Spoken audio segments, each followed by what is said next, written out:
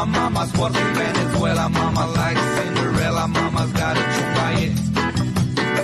I say hola, hola, hola bossa nova. I say yeah, yeah, yeah, yeah. I got a chumbaye.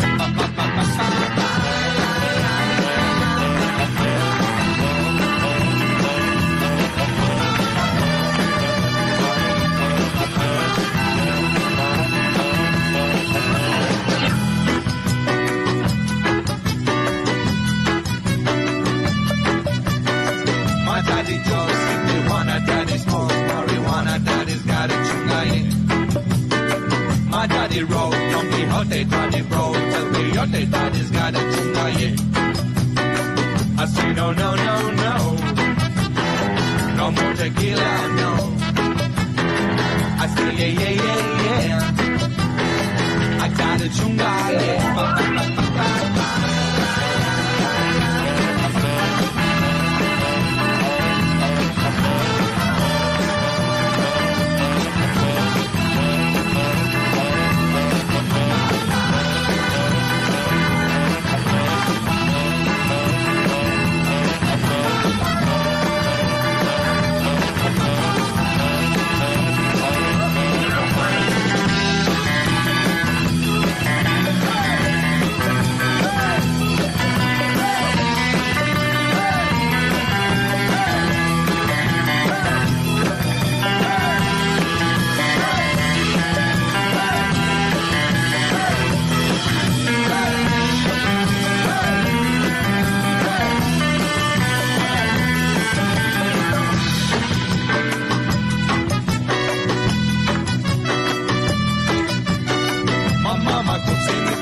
Mama's lives in Argentina, mama's got a chungaye. My mama's worth in Venezuela, mama likes Cinderella, mama's got a chungaye. I say hola, hola.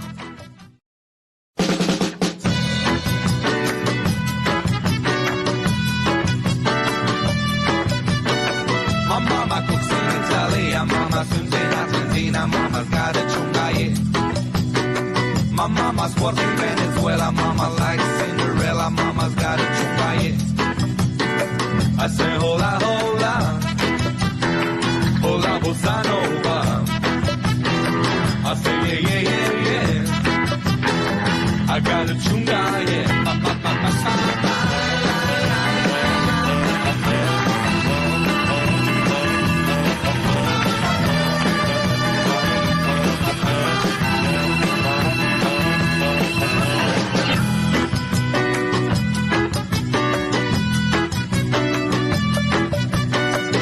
Daddy Joe, marijuana, daddy smokes marijuana, daddy's got a chungaye. My daddy rode Don Quixote, daddy rode El Quixote, daddy's got a chungaye. I say no, no, no, no, no more tequila, no. I say yeah, yeah, yeah, yeah, I got a chungaye.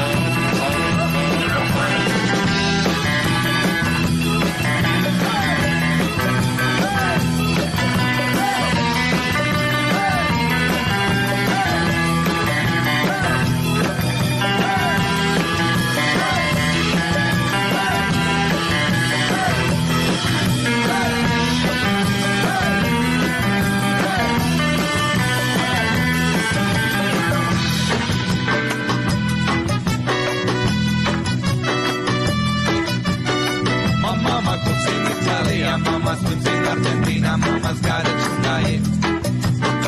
My mama's worth in Venezuela, mama likes Cinderella, mama's got a chungaye.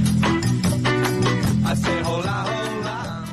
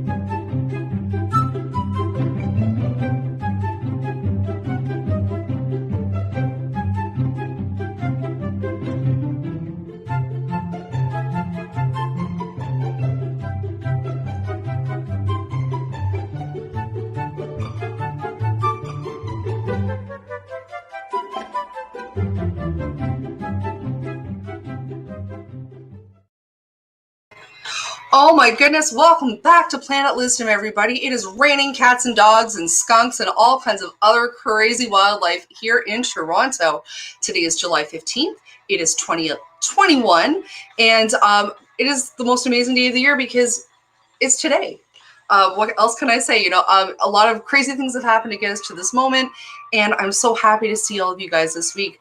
For those of you who are joining us for the first time, Planet Lizzdom is a place and a platform for artists, entertainers, entrepreneurs, and creators, very much like yourself. And this is a place where we really show that not only are we surviving during this crazy time, but we are thriving. And this week's guest is absolutely no exception. She's so wonderful. Not only is she an excellent actress, she's a visual artist, she's a designer and a puppeteer, and she's a prolific singer and songwriter. And I'm so happy tonight that we have the distinct honor of showcasing her latest work. Everybody, I want you to give a very, very warm welcome to one of my favorite people and favorite artists. And now my video is skipping because it is so hot and humid in here. Everybody, please give a very warm welcome to Debra Haden, also known as Skunk in the Roses. Welcome, Debra. How are you? I am great. Hi, everyone. Hello, hello. Oh my gosh, you look fantastic. What are you wearing? I made this. I made this for my album cover, actually. And as we were talking off camera, I was like, I can't fit this in a bag. It's very stiff. We don't put tutus on our head here. Maybe I did like a decade ago, okay, for a shoot or something. But I was like, no, this is serious. We're making this serious. So this is actually for a headpiece I made for my album cover, as you can see. And so I was like, it's going to be hard to dance in that on stage. It was supposed to be a stage costume. And I thought, you know what? Liz gets this. Liz is getting this headpiece. Hey, Will. Oh, I think I know Will. I think I know who that is. Hi. Hi. I absolutely get it. Oh my gosh, I am so excited for your album coming out. I mean, I don't even want to wait a second to show everybody what it looks like. Rabbit Perfume. I am so excited about this. And seriously, I would wear this tutu every day. Every day.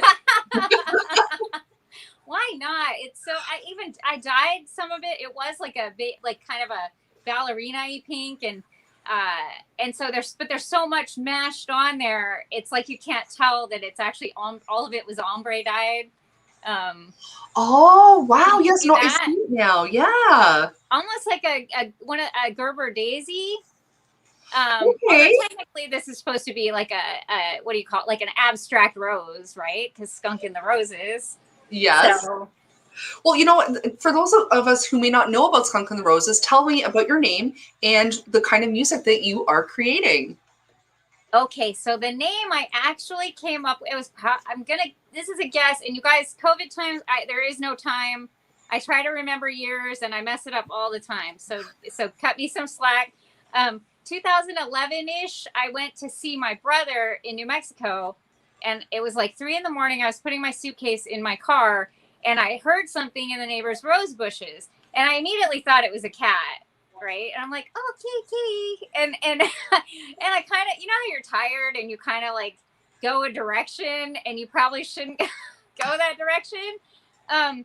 Well, so I say that, and I kind of step over like to see, and out pops a skunk, and it was just like a cartoon. Cliche cartoon skunk in with all these flowers. He comes popping out. Luckily, he didn't pay me any mind. He kind of trotted off, that reminded me of a cartoon too. I could hear like cartoon music as he was doing it, like walking away. Luckily, he, like I said, he didn't come for me. That's really good. I'm very glad for that. Yeah. So I also always wanted to do something musically. I thought, oh man, for decades, I kind of did a band thing with my sister. Oops, sorry about that. It was more grungy, like more grunge type, like I loved Alanis Morissette. I'm trying to think of some other, Tracy Bonham. She had that song, Mother, Mother. So I always thought I'd be like doing like rock singing, like, but that didn't happen. And trying to pull people together is difficult, keeping people. And I was like, I want to do electronic. I want it to be vintage. because it was just the easiest, how do I put it? The easiest way for me to work. And I don't have to worry about a bunch of people's egos because I already tried that back in the past. You know, it's, all props to every musician that can keep their band together. Like, seriously. Because it's not, that's like, and then you have the person that freaks out because they get nervous, and then you never play a show because they can't. So they start flaking out. Because there's so much psychological stuff with all of this stuff. And people can be amazing, but if they're afraid to put stuff out or be out there, you'll never hear them or see them. It's actually kind of sad that your fear is that much of a paralytic, you know? And I think every artist can fall prey to that, right? So, well, how do you overcome it? Because I know I still get crazy, amazing, awful, terrifying butterflies. You know? Oh man, I just got to the point there. It's been an ebb and flow for me my whole life, because I'll go out and then come back, right? So I put stuff out there, then you get afraid again, and you kind of shell back in again. And something just this last year, I met this lady. I'm on an app called Bigo, and I do live puppet shows on there.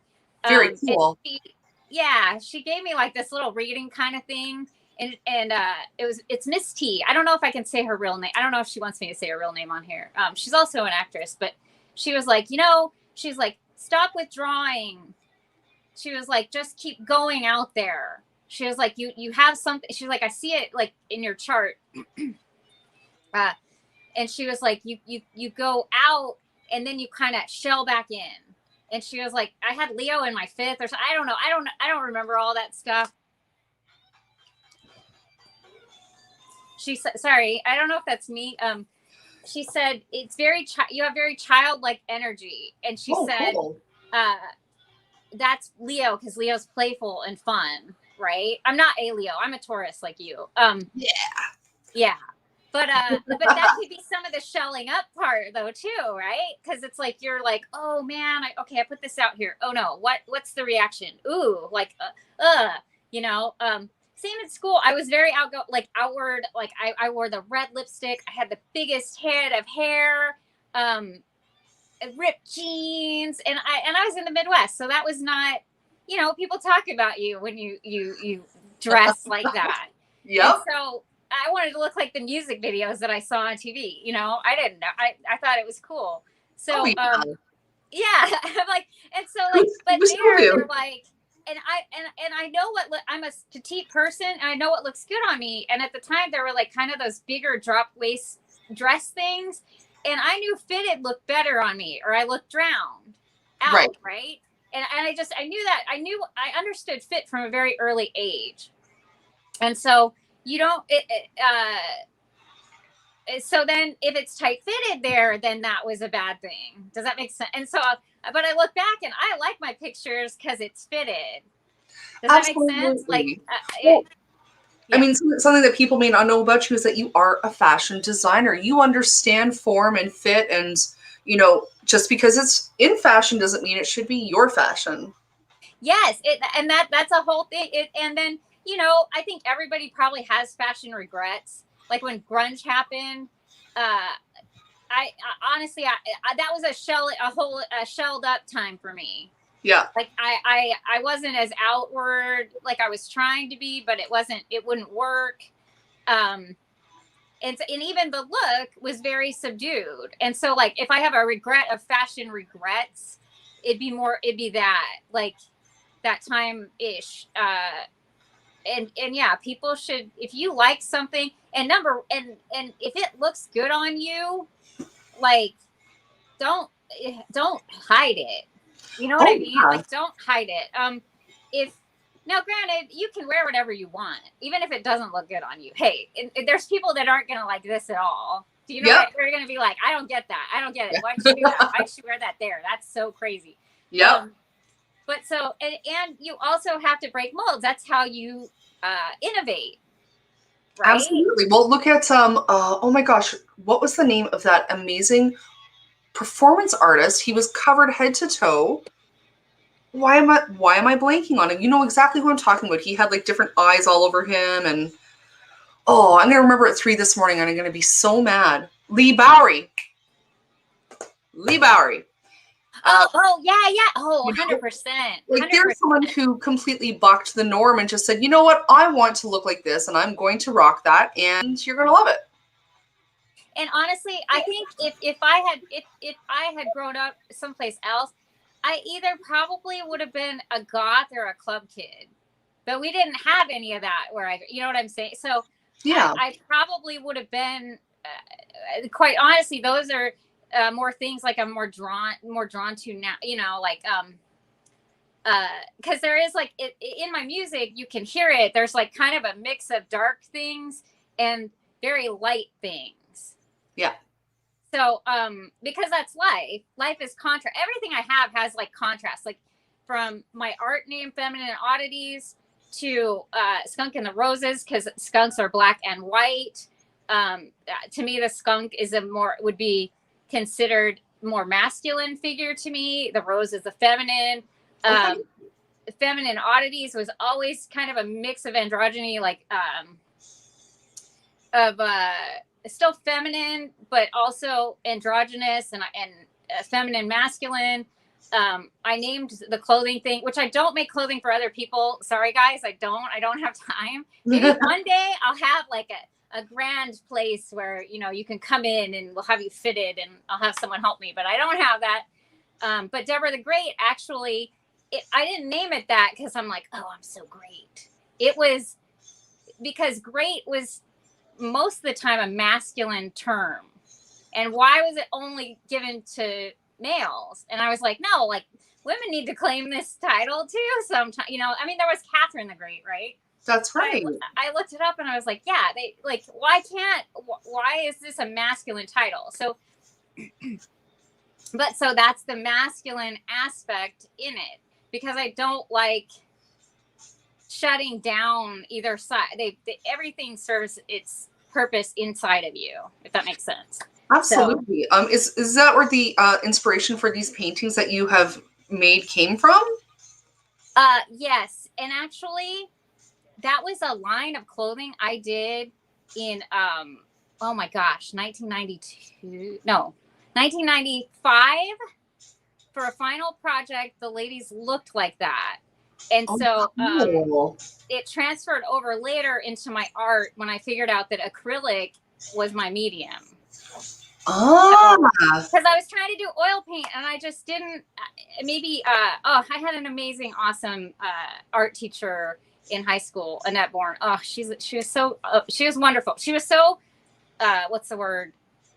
Believed in you when you're a kid and you don't even know who you are yet. Do you know what I mean? She was amazing. Yeah. I always like, I tell my mom, I'm like, tell Miss Bourne that, you know, I wouldn't be doing half of this stuff if it weren't for, you know, maybe she'll watch this. I hope she hears it. That'd be very cool.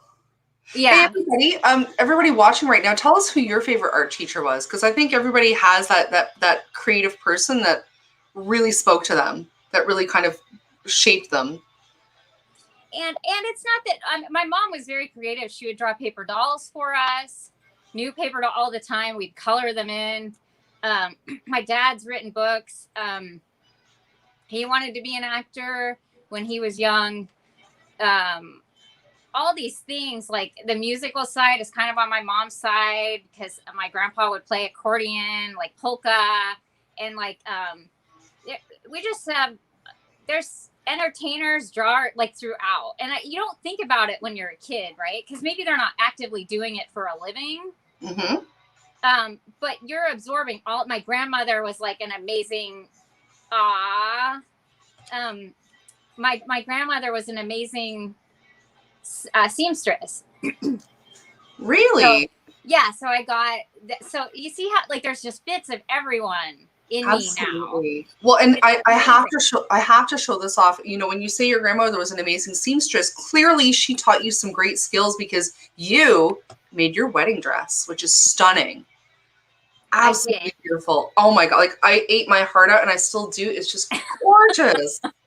Oh, I wish you could see up close. It's beautiful. Sorry, a little tickle. I was doing ventriloquism earlier, and Vita's voice wreaks havoc on my voice. We'll get to that in a minute. I don't want to. Yes, that took about 4 months. I planned it for over a year though, because you're trying to find the right bits, right? Yeah. And I found some different tool at like there's a council thrift buyer. Like I was like, okay, wow, this tool is only like $10. This person, yoink, who left this here? Like this is mine. Like, and it was bolts and bolts. So like, and it was like a peachy kind of color. And I could see why though, because it wasn't quite a blush, and they probably were trying to do blush for their wedding. And yeah, blush, you guys, blush is a nightmare color to match. Like, is it really? worse than off-white or white or bone or ecru? It is, I swear to you. So I always wanted an ombre dyed dress. I also oh, let's see it again. Oh, thank you. Also back in the day, I just remembered seeing Gwen Stefani's dress. Like I still love her to this day, even if she is kind of more like mainstream, I guess. Mm-hmm. But there's certain people that you gravitate to in your youth, and it just sticks with you. Others have fallen off. Like I'm like, oh, why did I like that? That was awful. Yep. But certain ones like you really resonate with. You know, and half the time it's because someone told me, I was trying to start bands back then, and an old neighbor of mine said, this is who you remind me of. And she showed me like a picture of her. Oh, cool. And so anyone that did a compare, I feel like it's weird how that stuck with me. Like it was like, oh, well, she's like me. Well, I like her then. You know what I mean? Like, it's like, I don't know how to explain it. Yeah, well, it's interesting how we're influenced by certain artists, and you know, we can remind other people of these artists, but at the end of the day, you know, your voice is still singularly your voice. And this is something I really love about your album. I can't wait to hear the rest of it. I've only heard the one song that I am so excited to play for everybody. How would you describe your style in music? I would say it's funny because when Mars heard them, he was like, you realize you're laying this out like a house song. And I was like, I don't know. Like because he's a DJ, right? So he hears everything. And I'm like, okay, if you say so, you know, and he's like, okay. He's like, it needs beats. It needs beats. It needs different beats. I want to change that beat. Cause you know, sometimes my beats are very simple. It's like gung, gung, gung, gung, gung. And so he has that ear. So actually it was amazing because getting his ear on it made it even more unique. Because like now it's not like cliche. No offense if you do any kind of swing or electro swing. I'm anything I say today, guys. It's for me. You can do whatever you want, and my stuff has a mix of your stuff in it, so don't take it like that. But it's not just straight electro swing either.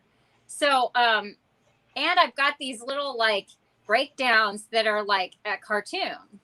Mm-hmm. Like a complete cartoon, and I personally have never heard anything quite like it for me. But I do feel like there's enough similarities that like people that like house or electro swing, electronic pop, like they'll hear all of that, and there's something for them in there, if that makes sense. So absolutely, and I have to say that I have listened to your song about 7 or 8 times now. It is so good. Leading up to this song, I don't know. Do you want to talk about the meaning behind it first, or do you want to play let's first? We'll do it first. Sorry, I cut you off. I do that a lot on these things. I don't know why. I'm like, yeah. Well, I firmly believe that is the power of a great conversation. It just means that we're engaged with each other and that we're having a good time. It's just like we're sitting having, drinks on a patio somewhere. Totally. Totally. I know. I wish wouldn't that be nice, Liz? Okay. One day. Okay. So the song that Liz is about to play for you guys is the first time it's ever been shown. First time, people. It's called Sad, Sad Vampire. I wrote it about 3 years ago. This took a while, you guys, all of this stuff. But the meaning of it, like every night at nighttime, for a while, I would get really down and I would get kind of depressed and I would say stuff like, oh, like it's like that woe is me time, right? Every time the sun would go down, it's like, woe is me. Oh, like when's anything going to ever go right? Like, and it's like, there's plenty right. Do you know what there's plenty right. It's like but your brain is focusing somewhere terrible. Or you do that thing where you're like, remember that time you said that? Wow, what an idiot. You know what remember that time you did that? Oh my God, what's wrong with you? Oh my God. Like, and we all do that, right? Like whether we admit it out loud like that, but we do. So Mars came up with a name for it. He's like, oh, you're sad vampire. That's a sad vampire. Like and it would immediately it was the smartest thing I think he could have done, because it immediately made me register what was happening, what I was doing. Like, and then I was so conscious of it. I was like, wait, like, why would you want to be around sad vampire every single night?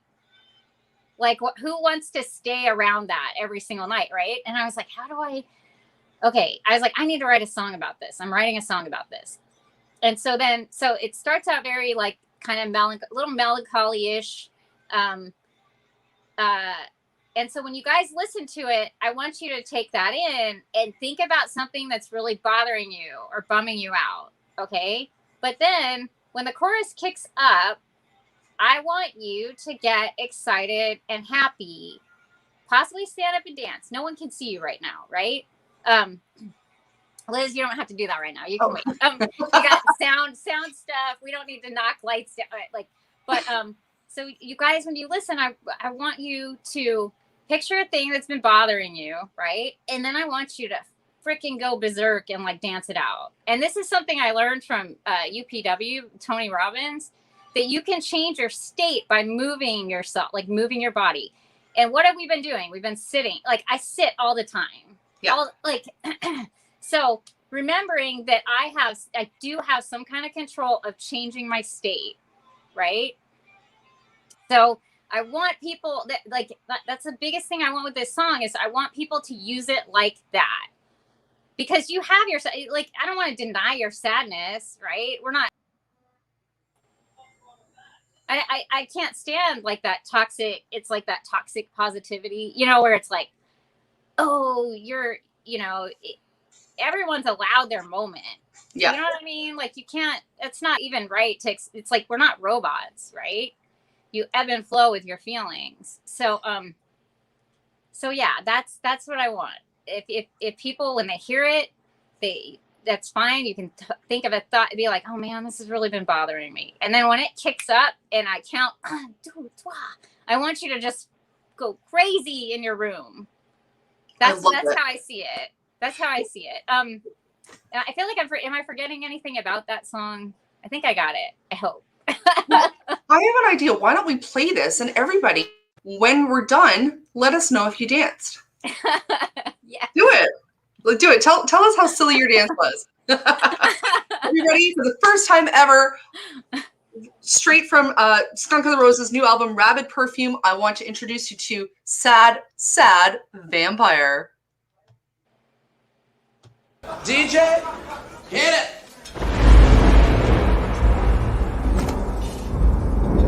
What are you doing? This is your moment, okay?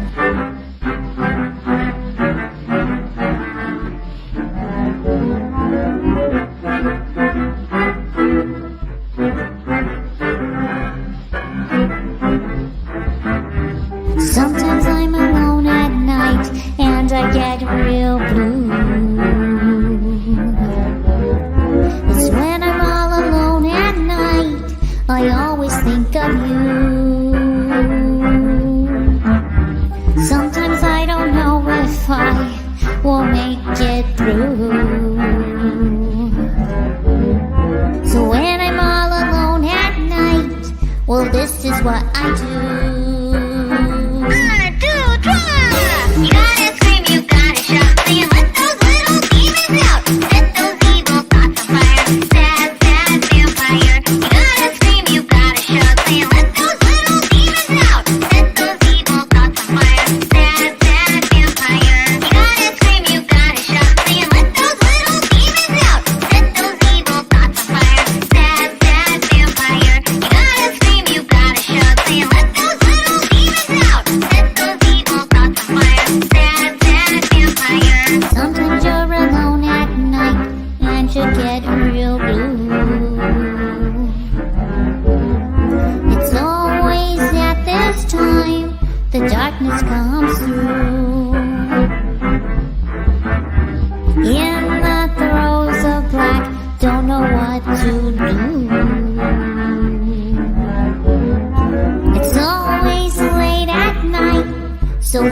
what you do. 1, 2, 3.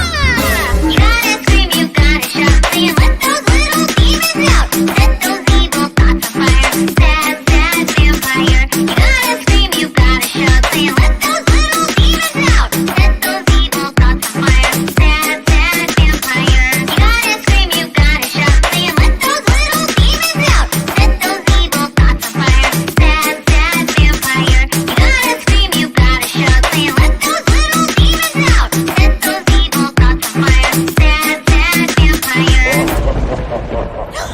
Oh no! You better back off or I'll.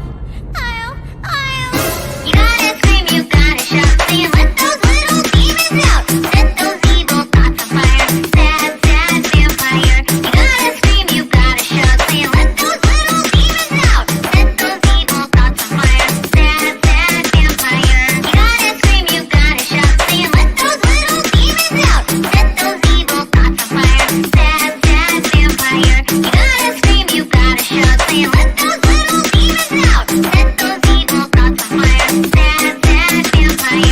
Sometimes we're alone at night and we get real blue. We always think those thoughts that just aren't true. We're feeling all alone, don't know what to do.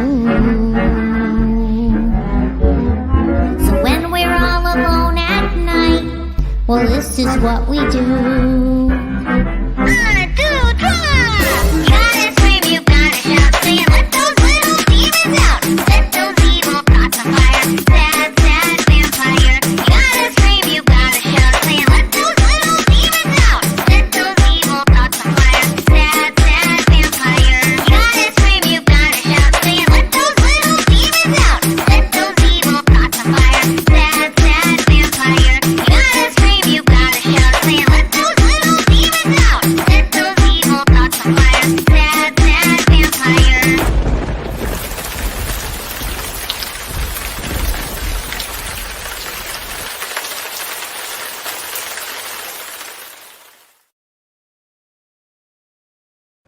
Oh, it's so good. Sad, sad vampire. Oh my gosh. Like seeing it, like finally letting people see it, I actually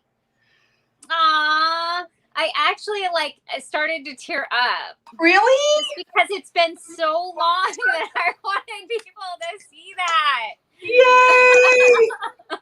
Oh, it's so good. Like I don't know if you could see my camera, but I was dancing. Oh yeah. Right on. I can't see you, so I didn't know. But good, I'm glad. Darn it. Well, I was literally doing this in the background. It's so much fun. You know, I actually had a sad vampire moment last night because I was thinking about the first time you and I met, and it was one of those embarrassing moments where I'm like, oh, I can't believe I did that. Long story short, when I first met Debra, she had come up to Toronto, and this was at the Catch-22 reunion party at Lily Lounge, and I decided that it would be a really great idea to drink double shots of Jaeger all night, which is not a good idea. Don't do it. And you were so sweet to me. It was Mars's set. It was like 1 a.m, which is technically still very early. And I was sitting down and you're like, are you okay? And I looked at you and I'm like, I lost my legs. And you brought me water and I was like, oh my God, you must have thought that I was just a complete and utter train wreck. You know what? Everybody's been there. If you don't go out as often as you used to, and it like stuff's sneaky, and then I do remember grabbing Mars, and I was like, "You have to find Liz," because I had to go out and find him. I was like, we can't just leave her out there like that. Some weirdo's gonna like remember. I vividly remember that conversation. Like I was like, we can't. Oh. I remember that. Like it wasn't, you guys. It wasn't that bad. She wasn't as bad as she could be. You know what I'm saying? But it was enough that I was like, Liz was feeling loose. She was a little loose. She was feeling like a little like, yeah. But it wasn't as bad as you think. It wasn't like that. Okay. I know we're making it sound worse than it was. It wasn't that bad. It was more like, okay, I need to be concerned for this person's safety. Make sure they have a way to get home. But yeah. it's always worse in our minds than it actually. That's true. And when you're doing the sad vampire thing, you're up at 3 a.m. staring at the ceiling, going, "Why did I say that? Why did I do that?" Oh, thank you, man. That's 100%. It's anxiety, it's depression, it's all these different complex emotions, right? And so, yeah, that was. Oh, and I have to say, you guys, all that footage was from Mars Roberge's movie, Mr. Sister, just That's so everyone amazing. knows. Yeah. And Mr. Sister, actually, there's a lot of really good stuff going on with it. If you go to mrsister.com or mrsisternyc.com or follow them on Instagram as well for a lot of updates, Mr. Sister actually is coming out very soon. Yes. Very I excited. know Mars wanted me to correct something because I know we had anticipated June, but you guys have to be patient with us because we're on COVID time. It's actually going to start premiering in September, October, and then they're planning to put it out in October. Okay. Aw, thanks, Jim. Jim's one of our top viewers. Same with Wolfman. They tune in every week. Nicole's so lovely as well, and it's nice to meet you, Kira, and Will M, which I think is Billy, if I remember correctly. I think that's my Billy from my Vigo stream. He's diehard and dedicated. Nice. So, yeah, we remember our diehards. That's who we remember. Absolutely. Those are the people that we live for. And I'm so excited about the Mr. Sister film. It is supposed to be having a Canadian premiere at the Review Cinema on Roncesvalles soon, so we'll definitely keep you guys posted. But again, tune in to mrsisternyc.com and at Mr. Sister NYC on Instagram for all the updates, because it's exciting times. Yeah, and it's just hitting me. Like, I'm actually so sorry, it keeps okay. I'm so glad I'm with you right now, because and if I had to perform right now, okay, yeah, it's you, Will. Okay, I think I would I don't know if I could have handled. I think I would have maybe freaked out, because I do perform different performance stuff on Vigo all the time, but it's I have puppets and they're like my shields, right? And so this is a whole different thing. So I think I would have maybe freaked out a little. So I'm glad. Thank you for getting me back into this mode of the interview and the because you have to be careful how you speak and how you I don't want to be mean to anyone. I don't want anyone to think I'm coming for that. You know what I mean? So there's a lot. It's more than just let's talk.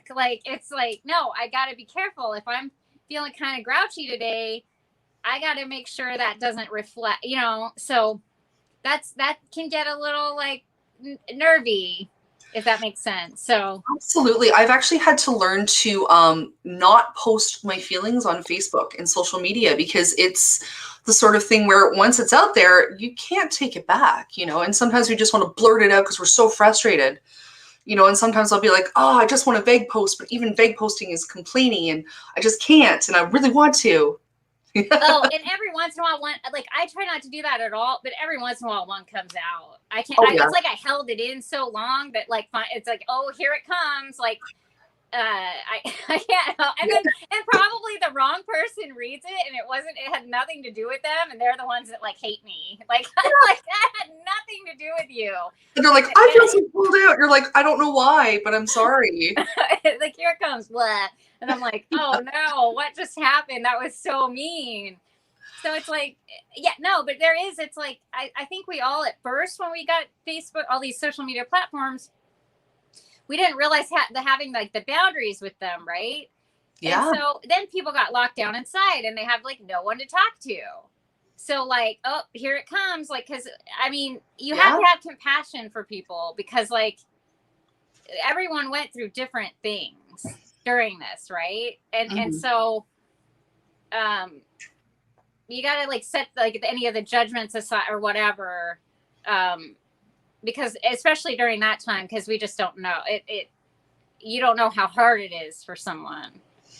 It's true. And and this is for something that I always kind of try to address or talk about, obviously creating is not a consistent and easy process, at the best of times. Oh, yes. Thanks, Wolfman. You're the best. But, how as an artist have you been able to cope and manage to continue to create? Because I know we were talking about this earlier today. Okay, so when the going's good, I get going. Like, I hit it. If I feel like I made a Marilyn Monroe dress that I thought about making, and I never thought I would do the character, but thanks to that Vigo live show I started doing, I was like, oh, I guess I'll do Marilyn now. So I had a pattern. You guys, if you could see all this, oh my gosh, Liz, I know you probably know because you make stuff. I have ideas that have been sitting here forever. Gosh, and so, oh, Marilyn, it is. We're making that dress today. And so I made the waist like an ombre darker pink. But I made it in like 2 days. So the going was good. The getting was good. Going was good. I was like, it's time. This dress is being made. Because otherwise the next week I might like be down for the count and not want to do anything. Yeah. Right. So I let myself rest. I stopped judging myself. I stopped judging myself. Right.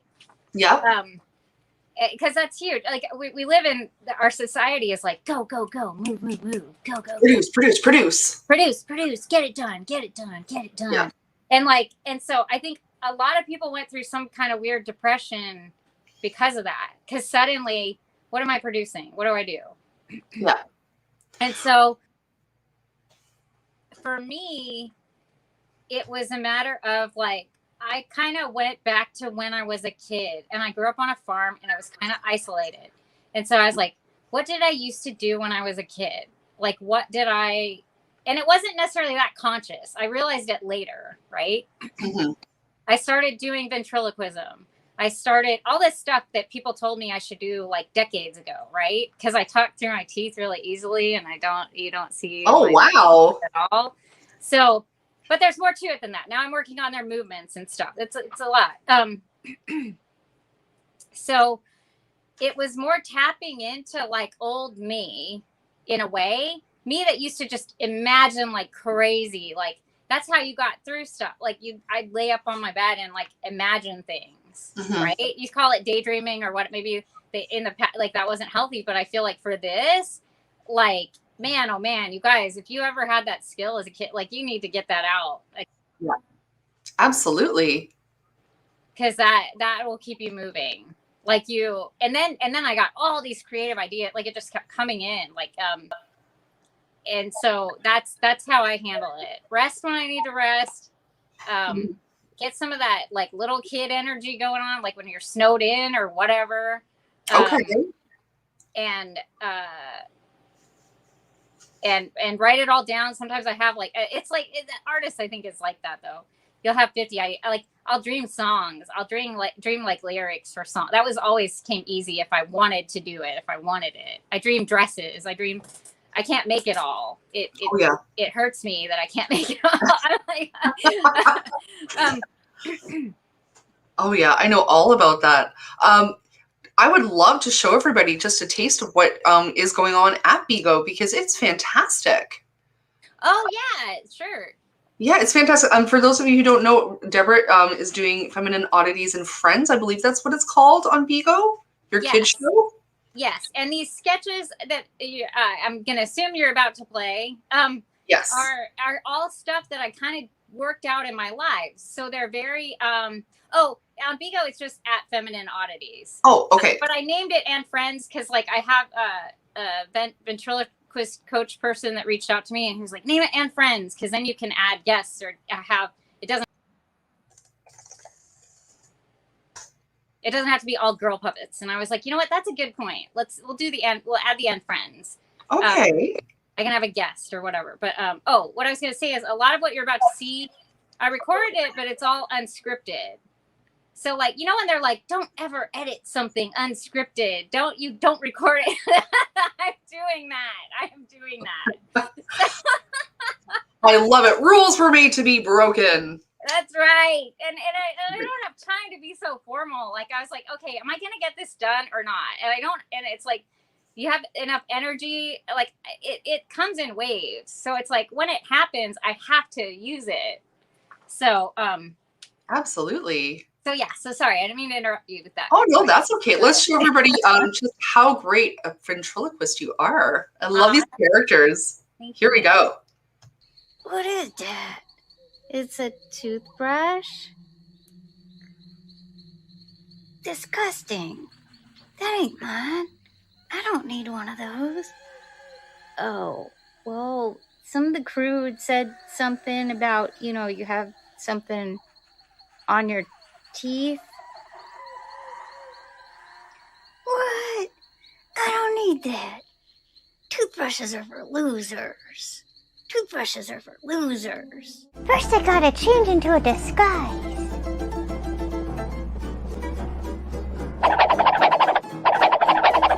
Madam Pew Pew, Super Spy. Ready to take the case. I'm Dr. Minerva Mold. Welcome to my experimental cosmetics laboratory. This is my assistant, Igor. Say hi, Igor. Oh, hi. I am Igor, and this is not a disguise. What was that? Oh, nothing. Here we go. You ready? I'm ready. Oh, God. Oh, it's alive. It's alive. Miss Melda, is that you? Yes, darling. Miss Melda, do you have something you want to say to the people? You are now under my command. Well, that's perfect. You're going to be the best salesperson I got. Guys, when I touch this thing, it makes me feel funny in my tummy.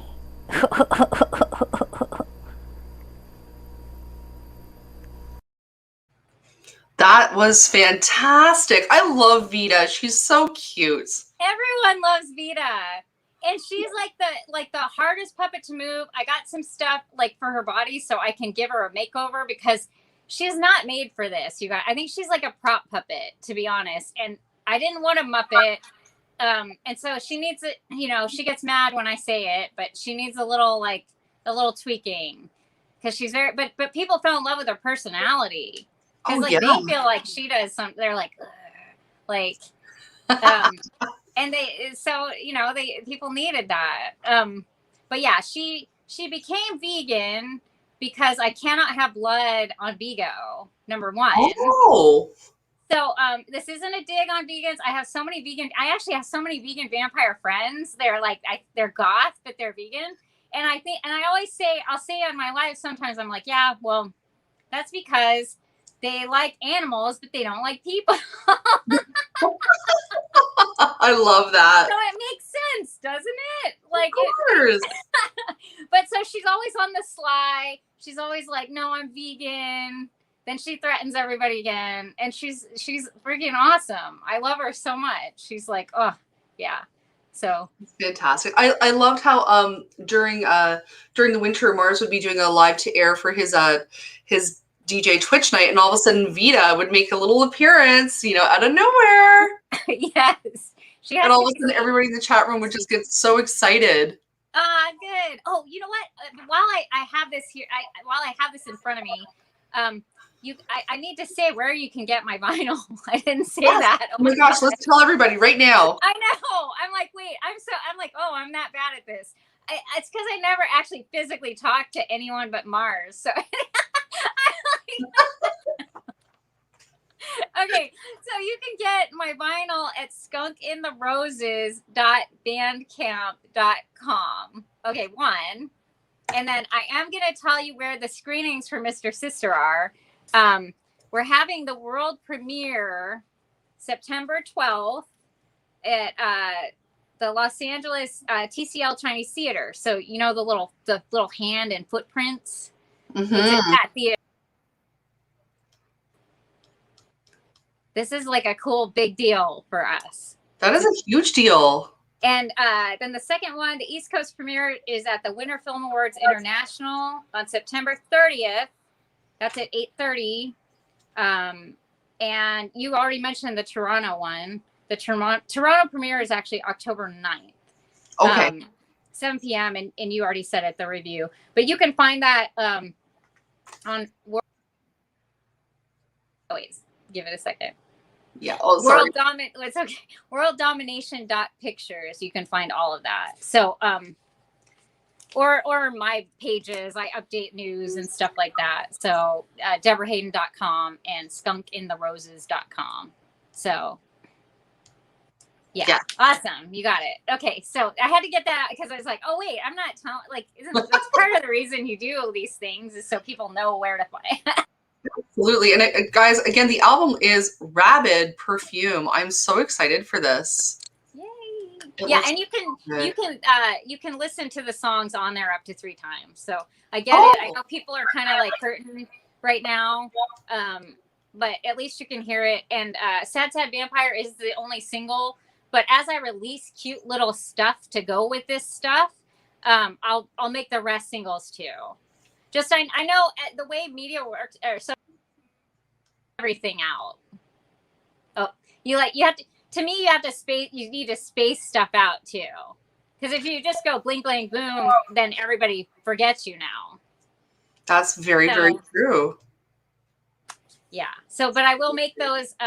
Thanks, Mars. I will make those available as they come, as ideas, as like cute things. You know, some of them I started on a year ago. Yeah. To finish them. But yeah, it's a process.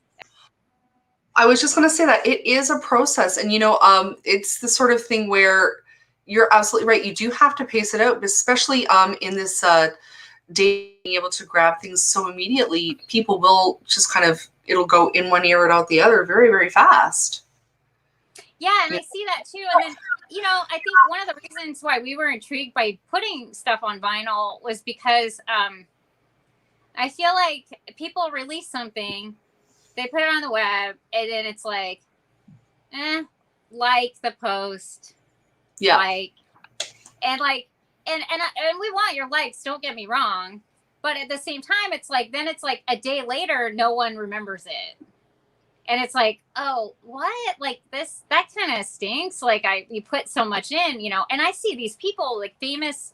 I don't want to call them. What do you call them? It's like internet musician, like celebrity internet musician, like they're independent, but they're putting out like a video.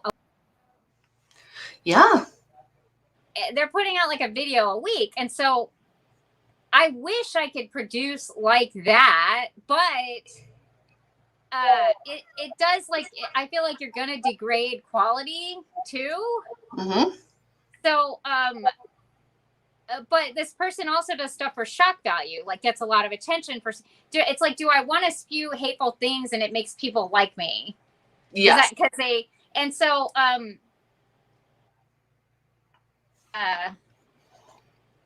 that's all been like an adjustment too. Like it's like, okay, what am I putting out there? How do I want it to be perceived? Do you go the low hanging fruit route and make people mad, and so you get 10 million fans that are mad people, or half mad people and half people that are into like being mad at other people? Like it's so that's been a thing. It's like we say, I say it in my broadcast now. I just want to do things like from my heart and make people feel better. And that's all I can do. Like I don't, if you guys ever see me doing that low hanging fruit thing of trying to make people mad, like, I don't know, something's happened. Like, well, that's it. I mean, at the end of the day, you need to be proud of what you've done. And if making art from your heart, literally, and, being kind and affecting a positive change in people is what moves you, that is what you should do. If you're just for a shock value kind of person and you just want to ruffle everybody's feathers, knock yourself out. But chances are the world is gonna forget you at some point. That's a brilliant point too, because I've noticed those people, I can see when they're doing, they burn out. Like eventually everyone gets tired of their like antics. So it's like, do you want longevity? Do you want a quick quick hit of fame where it's like 10 million people suddenly fall and then suddenly forget you. Yeah. So, because after a while, you're going to say some shocking thing or whatever, and everyone's going to be tired of hearing your mouth.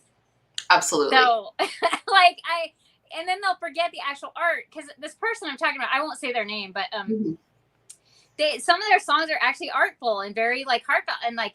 But so they switch off to these other songs, these trigger songs, because it unfortunately gets them attention. Yeah. And so I feel like eventually this person is doing very well right now. I feel like the work is going to actually, like you said, it's going to topple back on top of them. And no one's going to remember the good work that they did. The heartfelt, like touching you, so. It's true. The good work will get forgotten. And the truth of the matter is, as an artist, you want people to remember not only you, but the work you've created. And you want it to, be thought of in a very positive and affectionate light. And I think, I know I've fallen prey to this. We're in such an immediate gratification mode right now, like with TikTok and all these other social media platforms where you're getting all these likes and it's all about the numbers and the metrics and the attention. But, what happens next week when nobody cares? You're the artist. You still want to create. You're still going to be creating when you're 80, hopefully, and you don't want to lose that. Yeah. And I could see you getting bitter. I mean, people are always like, oh, because of my puppetry, oh, you should, be on this show or be on this show. And it's like, I've seen that go really well for people. But then we know a couple people that went horribly for, and they stopped doing their art because the reaction was not good. And they just didn't have the wherewithal. I don't know how to, you know what I'm saying? Like, yeah, you put stuff out there, you're going to take some hits. Yeah. And they'll, on those shows, they'll create you however they want to make you look. Yes. They'll have no control. So I that doesn't appeal to me. I'm not saying never say never. I don't know. It make me an offer I can't refuse. But yeah. Also don't give them ammo. Don't give them ammo to paint you in a negative light. Be the consummate good guy, as it were. Like, not a single person out there can paint Mr. Rogers poorly. He was a slow burn and he did his thing and he was true to himself. And, people might make fun of him posthumously, for the sake of comedy, but really, for the most part, he is revered and well respected with reason, because he was true to himself. Yeah, it's true. And I know I did go through a rough phase because I watched the documentary like that, where people, it doesn't matter who you are and what you're putting out. If you're there too much and too long, something's going to give where someone's coming for you. It's true. And I think, knowing when to, how does it go? Know when to hold them, know when to fold them, sort of thing, Yeah, exactly. Or just know that that's just part of that journey, right? And you just still keep making the stuff for you. Well, that's like ebb and flow. Yeah. It's true. Well, and, I always ask people, what is your approach to process? Are you a slow burn kind of person, or do you get mad or impatient with, your creative process where things are? When I get mad, I get blocked. So, and that has happened. Like when we were talking about the in and out, like I get like, why am I getting all these ideas? I can't make them all. Yeah. And it's like, blam. It's like shut down. So, I can't get like that anymore. I try not to get like that anymore. I write it down. I say, this will all come in time. The whole rabbit perfume thing, that idea, there was like, that idea came from the 90s. I wanted to call a band Rabid something, right? No. I was like, oh, that'd be so, and we couldn't ever come up with a perfect thing. And so and now here it is in here. And it took that long, like 2 decades-ish. I don't, and so some of the stuff you're seeing now, that was sitting back there, like burning and around for a long time. Yeah. So, what I'm trying to not do anymore is shut it down. Right. Let it go. Let it float. It's too late. I don't want to wait I don't want to waste any more time with drawing. I did that, been there, done that, was a kid, worried about what people said, worried. Mhm. And I'm not saying I don't still have moments, but it only lasts like a day or two. Do you know what I mean? Like Yeah. I don't let it last like a month, a year. I'm going to do something else because people are saying too much stuff about this now, you know, like, so, or it's not going as well as I thought, or, and the money thing. Yes, I want money. Hey, we all want Mhm. money for our art, but I lost, there's a part of me now that's like, I'm done with that too. And even with my Bigo show, Bigo, they could come in and gift you, right? Well, you Mhm. start to get really bitter if people aren't gifting you, Yeah. right? Yeah, because you get used So to it, and you have a goal, like I get paid off the goal. And like, so I was like, no, you know what? I'm going to back up a little bit. I'll do less hours. I'm not going to worry about that. Now, so many people come in to see me and I perform better. I perform more. I don't just sit there and look like it comes out of you. If all you want is money, yeah. it shows. So it's like keeping that in check, not worrying about that part of the process, like, which is hard because you got materials. Like, I spent like so much money, all this stuff, lights. I got like, I'm Oh, a one-stop shop. I could do whatever, you know. I like it that way. If something happens again, I'm ready. What, you need me to record something like with like done. I got this. So I felt like I rambled, but yeah, hopefully I answered that kind of. Oh, you answered that wonderfully. And I always ask every artist that is releasing new material and work during a pandemic, why now? Well, 3 years was a long time to wait. It felt like an eternity, because, like what you said, we're so instant gratification. And I don't pre-announce stuff that I'm working on now because I watched a TED Talk. Okay, hear me Okay, out. That hold on. said, if you do that, that you will get all these accolades, likes from everyone. They'll be like, "You're so amazing," and then you won't do it. Right, because the gratification's already there. Yeah. So you guys watch that. I like different people work differently. Sometimes that puts the pressure on them. Like they're like, "I said it. I got to do it now." I do not work like that. I'll take the like, "Oh, that's so great. You're so great." And I'm like, "Oh, thank you." And then it's like, you build momentum. And then when it's time to bust out, you bust out. That's how we do it. Every Mars, like, you bust out with it. And so it was time. It was time. Yeah. We've been holding on to this stuff. The film, it's been ready. It was time to move. That song is in the movie. And it all just timed out. Release. So Well, I'm so proud of you guys for doing that because you know what? Art does not stop. I know we were talking about this pre-show, and it's so true. Art doesn't stop. The stage did not disappear. It just changed. And, I think you are a wonderful example of how you can thrive during this time because of adaptability and creativity and desire to keep creating, and it's so wonderful. yeah. That I can give you gratification for. I am very proud of you. Thank you. Well, no, and I had my moments, you guys, because okay, so after you shoot a film, one, we weren't feeling very well, so we were freaked out about that. Yeah, I remember that. But everything just locked down, and we got here, and then we got sick, and we were like, "Oh my gosh!" Like, because we were in New York shooting, and so we were freaked out about it. But we'll never know if we had it or not. We'll never know. We just stayed inside and stayed away from people. So I personally, Mars probably handles everything better than me. He started editing right away, right? And I'm sitting there like on the couch, like freaking out, right? And like inside, like, And so that's when Tony Robbins offered this free thing that he was doing. And I watched that. And it was like, no, like, you need to get up. You need to, like, don't just sit here. Because you're sitting there on the couch like this kind of, and you don't even realize it.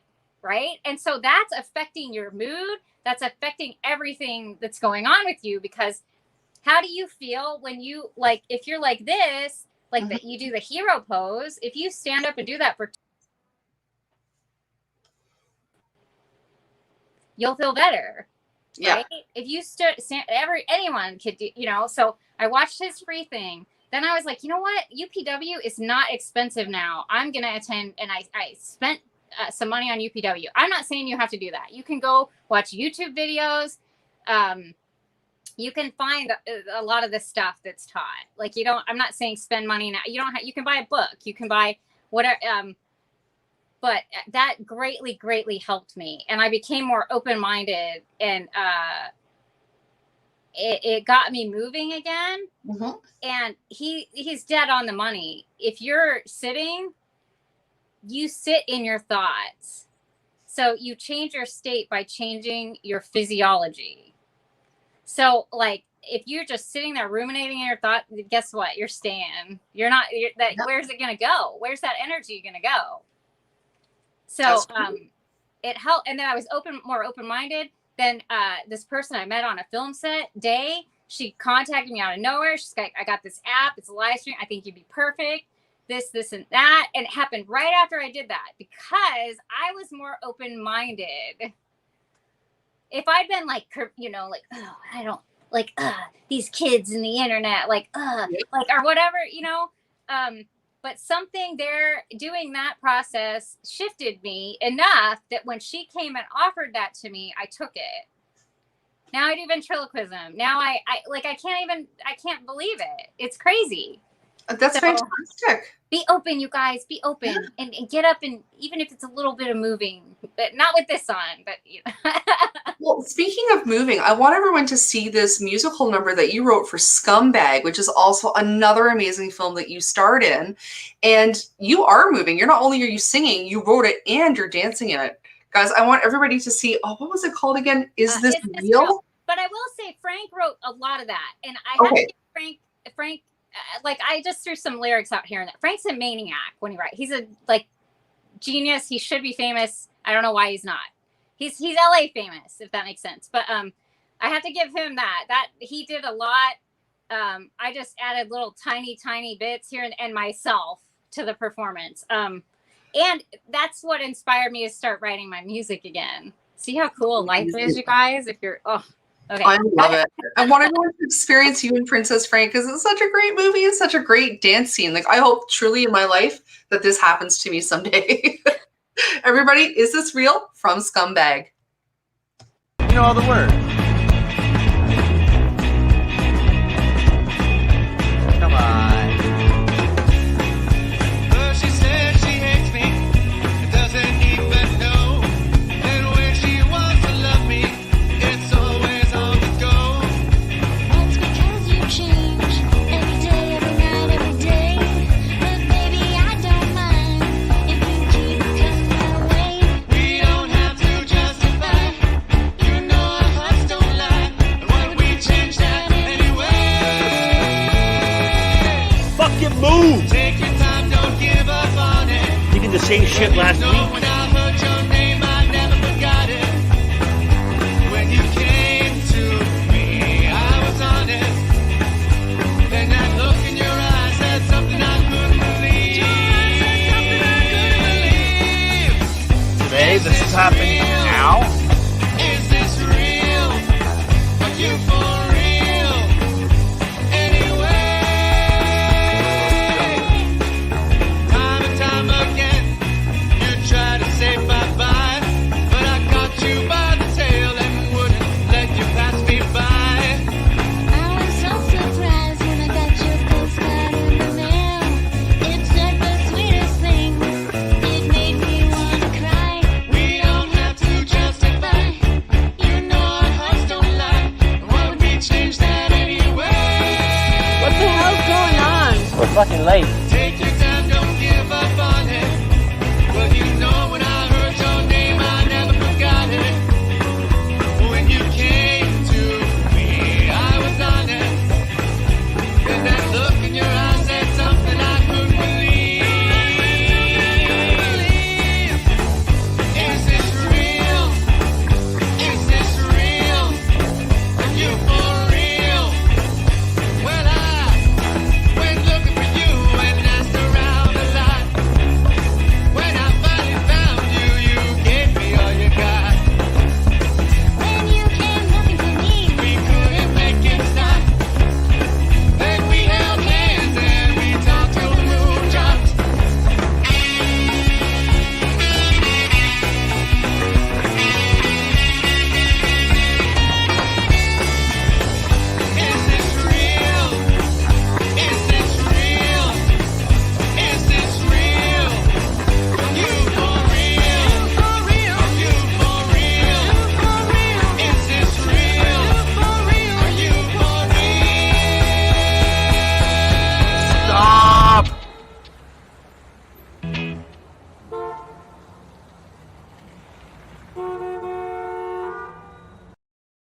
I love that. I forgot about the couple on the motorcycle asking, I'm going to be late. I know. It's just so funny. And you guys, that's Scumbag by Mars Reverish, who also did Mr. Sister. That's my husband. This is like a joint effort. I don't know how to explain. We feed off of each other. I inspire him. He inspires me. Aw, thanks, Billy. Thank you. We inspire. That's, what good is it if you're not? I've gotten more done since I've known him than my lifetime. So, and that's so wonderful. Like when you find the right partner with you, it's like supernova bang. Yeah, and they're working on stuff. They're not pulling garbage on you, like trying to distract you and make themselves the center of attention of your world. Like, so there's something to be said. Human beings, like especially Western culture, like I feel like we get addicted. You get addicted to the drama, and then once that happens in your youth, you start looking for ways to recreate the drama, and you'll latch on to people that either have it or you. Now I know I can spot it, like it's coming. I'm like, I don't need this. I'm trying to get stuff done. I'm aging here. Like I'm gonna run out of time to put art and out and make people feel happy and inspire them. Like I'm running out of time. Yeah, I feel like that all the time. That actually freaks me out. And I got to be careful with that because you were talking about blocks and that can block me quicker than anything. Because I'm like, well, what if I can't? How am I going to get this done? Oh man, that's paralyzing. Oh, I relate to that. Do you ever? But I always ask this of every artist. Do you ever feel like you're living history, in the sense that what you're creating right now is potentially iconic further down the road, and maybe you don't know it yet, or maybe you do know it yet? I feel like Mars and me together are just like a discovery waiting to happen. Does that make sense? Like I'm like, where are you guys? Like we're making magic here. Come on. Look at all this stuff that's happening. Like Mars has met so many interesting people in his lifetime. Like I'm floored. Like I'm like, how do you know that? How do you know that? Like underground, indie, and I just feel like, I don't know. We'll see how it goes. Every artist hopes for things, I feel, and you definitely want that outside recognition. But you know what? Like right now, I'm happily taking it from a few people. Like so I don't worry about that because now it's like numbers. You need numbers. Why don't you guys have the numbers? But it's like, if you have numbers, are you connecting? Like, are you really connecting? So, well, it's true. And if that's your main focus, are you really creating? Yeah, you're not. You're doing shocking things to try to get people to like you. It's true. You know what? Jim is right. Most great acts are a 20-year overnight success. You work at it for 20 years, all of a sudden, bam, everybody sees you, and Papa Jimbo was on my show just a while back, and he is a great example of that. He's been, performing as a magician for many, many years on television here and there, He's been in films, you name it. And it does take a long time to get there, and it's enjoying that journey. Yeah. And so now I'm more about that. It's like, I went to bed. We actually made the band camp, the Skunk and the Roses band camp live before. And I had people, we did it before today. I don't know if that came through. And I had people coming on buying it from other countries that I didn't know at all. Mm-hmm. So and then I was like, oh, see, there are people that like this. There are people that like this. And so, all you need is a few people. Do you know what really to feel it in your heart and be like, yes. And so I don't worry about that number thing. I don't know if you've ever checked out the social media, some of the really, really famous pop star, different people. I've looked in their stuff because it's like, they're like, oh, follow their followers and they'll follow you. And then if your stuff's like theirs, but then I start looking and it looks like all bots. Oh, really? So even their numbers are pumped up. That's why we're going to see, I feel like, a celebrity depression or something, like celebrity Great Depression, because you'll see someone that's uber famous to me, and they only have like 20,000 followers somewhere. And that's because they don't have a social media crew. Right. So, I mean, I get it. Like, of course, you're like, there's that part of you, you're doing stuff, you want the number, you want the, but at the same time, it's like, you have to slow yourself down and be like, no, like, this is a process. It's going to continue as a process. It's true. Yeah, Wolfman agrees. Wolfman is actually a very, very good actor. In fact, I'm trying to convince him to come on the show at some point, and he is actually the perfect example of someone who understands that it's about quality, not quantity.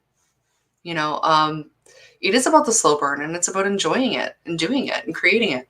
Do you ever find when someone you don't know buys your art, you feel this even greater sense of joy? Not that we don't love when our friends and family support us, but do you find you feel even more excited when someone you don't know, is into your work based on the merits of your work?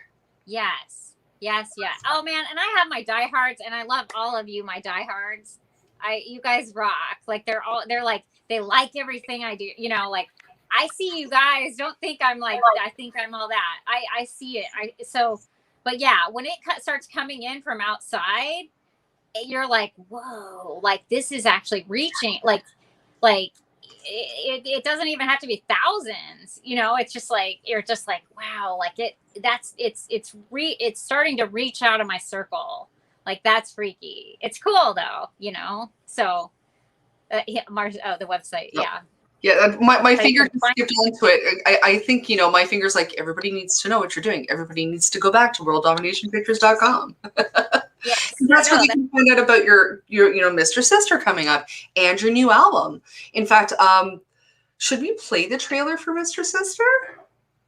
I don't see why not. Yeah, because I think it's number one, it's an excellent trailer. You and Mars were making great art. And guys, I want to get you so excited about this, because this film, to me, is a living history. I really feel like this is going to be a very iconic part of our art history moving forward in the next 10 years. And I want everybody to watch this trailer, and I want everyone to come out and watch this film.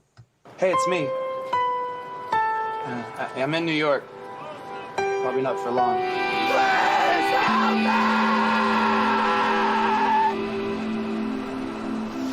Bitch, I can't. To make it in New York City, First, you gotta be a man to be a woman. Somebody want to tell me what the hell is that? Why is there a Thai drag queen dressed like a nun on my runway? Baby, you straight? Yeah.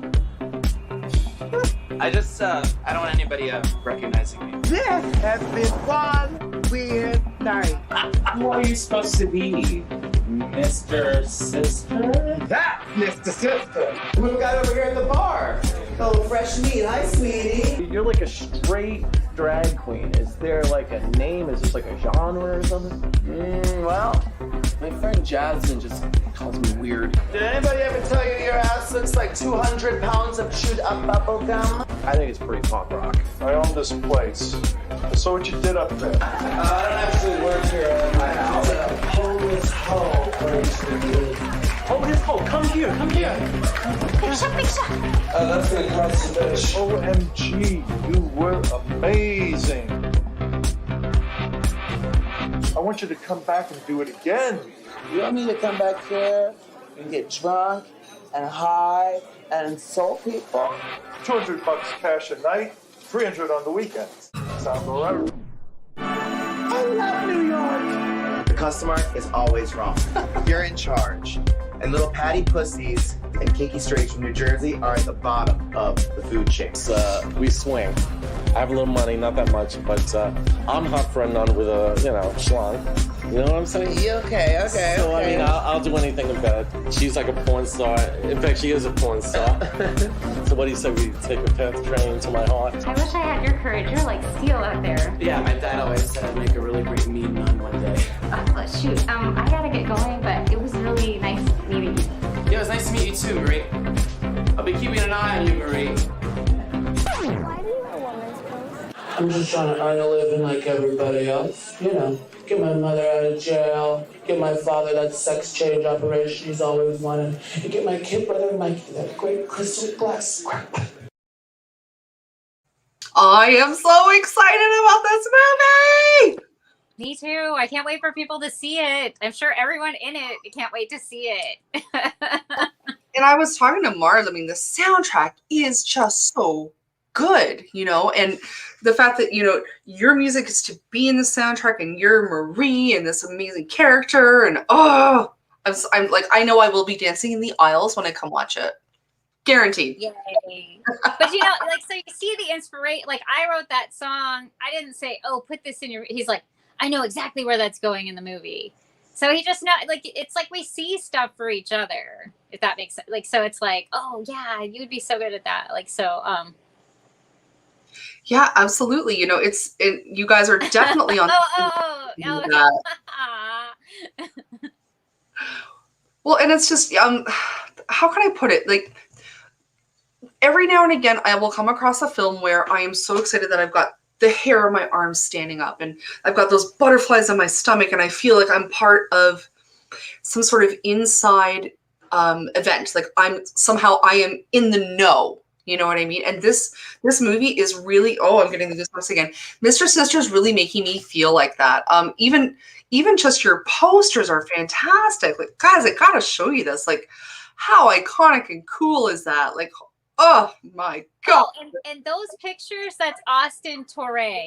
Oh, he's so awesome. It's so funny. You guys are going to laugh. Mars knew him in New York, but I actually was friends with him on MySpace. What? Yeah. And I was like, Mars, I know that guy. I've seen his pictures. I actually found Austin because he was doing this cool, like, unique music. And I was like, I would go on MySpace and just peruse and add people that looked like interesting and unique, and like, because that was the place for it, very artistic people. And so so that's a funny thing how life, like, I knew him before I knew Mars, and Mars probably didn't even live here yet. Yeah. And I was like, oh, you know us, like, that's, I know who that is. I said, I've seen his photos come through the thing, and that's who we should have, you know, like, I'm sure he seems nice, like, and so there's just, you guys, there's so many layers to things. Everything I've created, there's a layer to it. Like, if you listen to the words in my song, there's a layer to it. Like, I have my Mesmelda puppet now, who I wish I could show you. It's too heavy. She was in that video, but she's in a perfume bottle. Like, and because it's Rabid perfume, I have a song called Mesmelda, and she's like a mesmer. It's kind of a play on how, like, we're like hypnotized by our phones. How what you say. Thank you. How what you say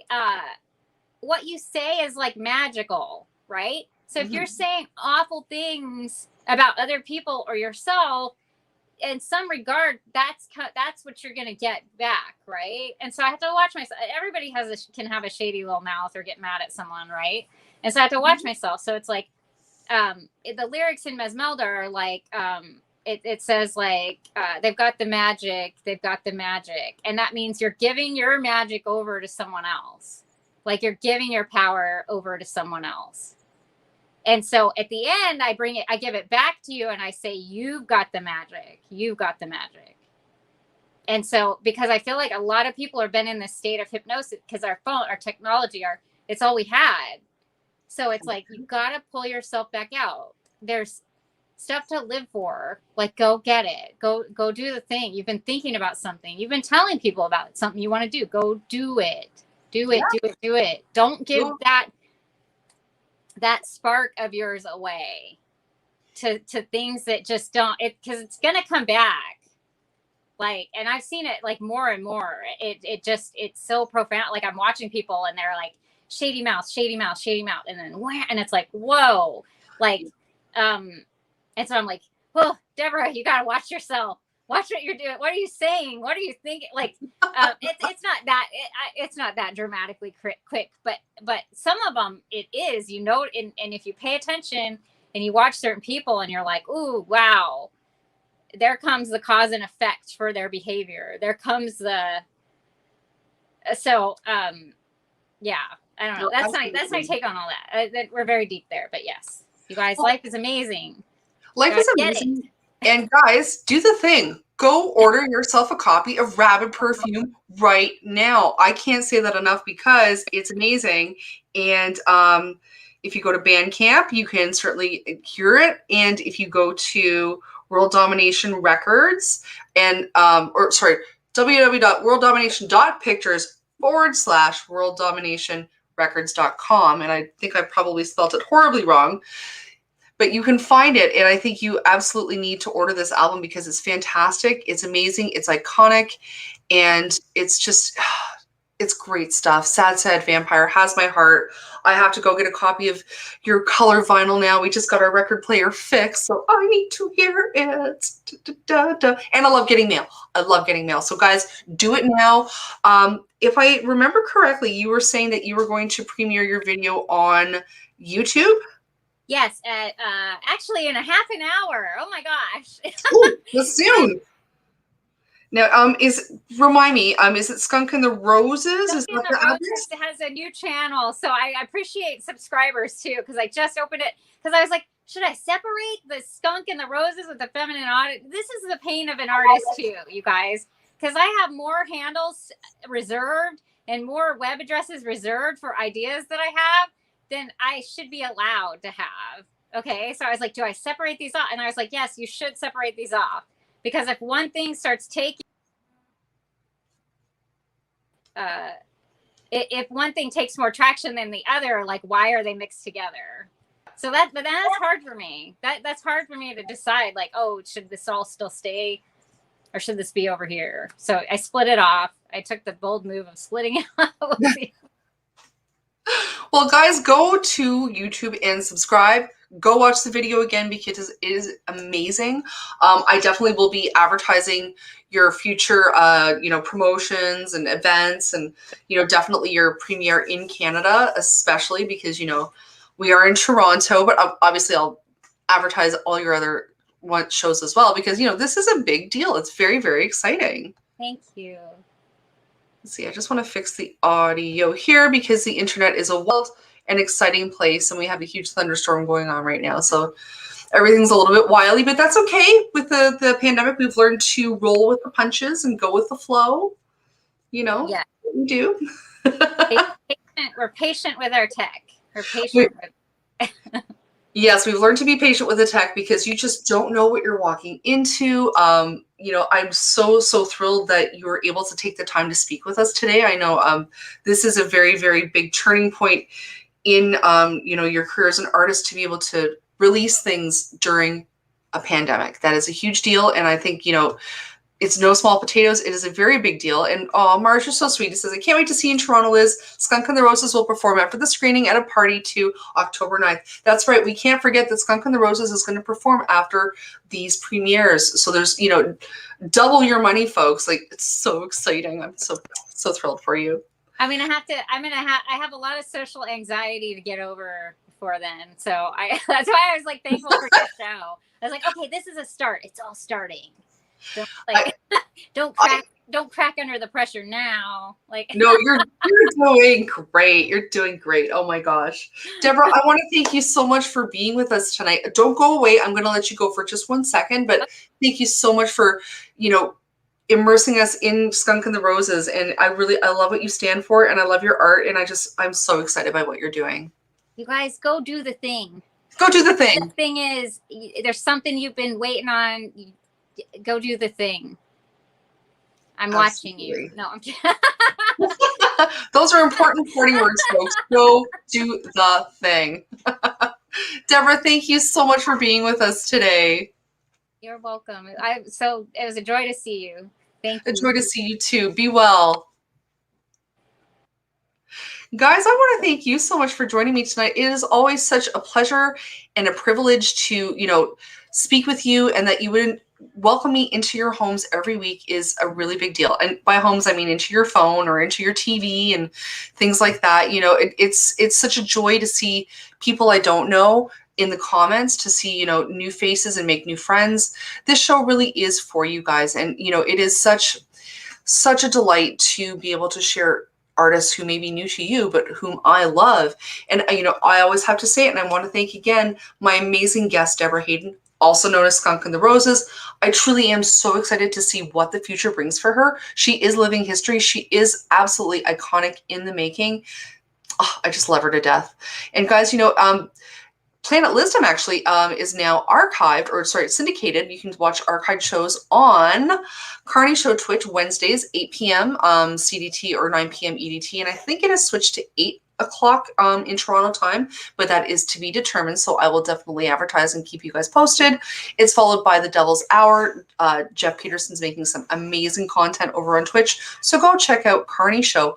As well, feel free to support what I'm doing. If you really love what I'm doing, you can send a little love to paypal.me/Lizzdom. It does help me to create great content for you guys. And, internet does cost money, and so does a streaming app. And any little bit of love is greatly appreciated, because truly this show is not just for me, it's for you. And it's made a huge impact on my life, and I hope that it's making a big impact on yours. And, next week, we have a really great guest coming to you. He's iconic toy designer Jim Swearingen of the Kenner line of Star Wars, the first one from the 70s. So I am super thrilled for you guys to check him out. Make sure you tune in, turn on, and take part in the comments, because you truly never know who is going to land right here on Planet Lizzdom. Have a great week, guys. We'll see you next Thursday.